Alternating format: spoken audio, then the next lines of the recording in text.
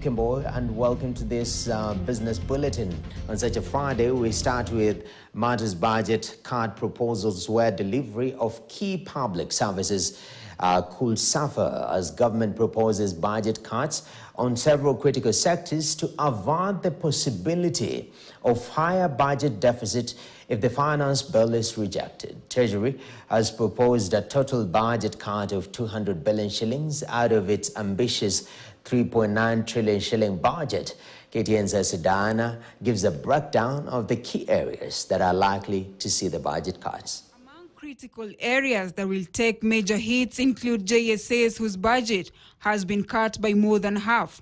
The Treasury has proposed a budget cut of nearly 19 billion shillings from 30.7 billion shillings that had been allocated for the hiring of junior secondary school teachers, as well as the confirmation of 46,000 interns to permanent and pensionable positions. Additionally, the proposed budget cuts will affect the training of teachers on competency-based curriculum. The Treasury has also proposed a total of 15 billion shillings deduction from the Constituency Development Funds NGCDF. Mr. Speaker, the allocation of the education sector includes Kenya shillings 9.1 billion free primary education, 61.9 billion shillings for free day secondary education, Kenya shillings 30.7 billion for junior secondary school capitation, Kenya shillings 13.4 billion for the conversion of 46,000 junior secondary school interns to permanent and pensionable terms. In a communication to the clerk of the National Assembly,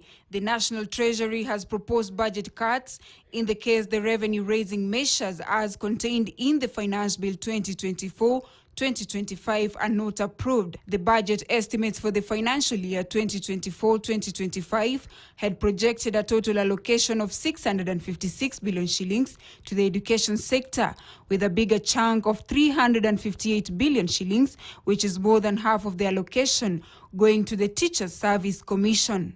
Kenya shillings 1.3 billion for the training of teachers on competency-based curriculum, and Kenya shillings 360 million for the digital literacy program and ICT integration in our secondary schools. I have proposed an allocation of Kenya shillings 3.2 billion for primary and secondary schools infrastructure, Kenya shillings 1 billion for construction of classroom for junior secondary schools. Student loans are also projected to see a 3.2 billion budget cut, down from the proposed allocation of 35.9 billion to the Higher Education Loan Board for provision of loans to university and TVET students. Ongoing roads projects and construction of markets will see budget cuts of 15.1 billion shillings and 2.1 billion shillings respectively.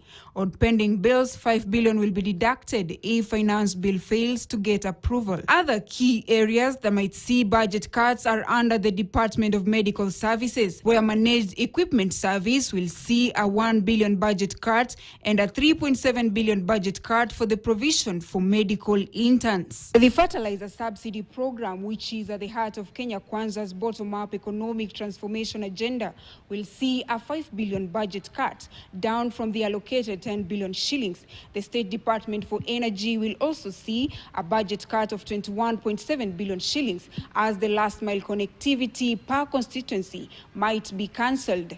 For KTN News, I am Esther Diana. All right, now I'm talking about